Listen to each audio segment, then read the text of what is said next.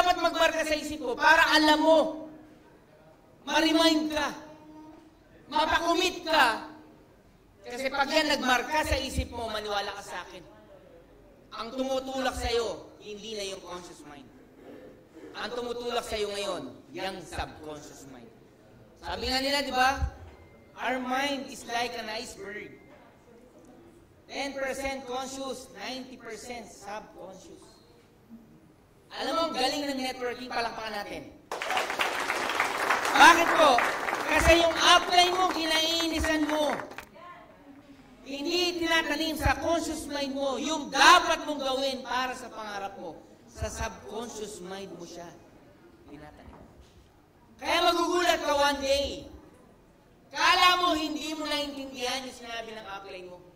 Kala mo hindi mo naintindihan yung sinasabi ng training. Pero wag ka, dumating sa yung point in time na nagtoto ka, nagulat ka na lang, ang daming lumalabas sa bibig mo.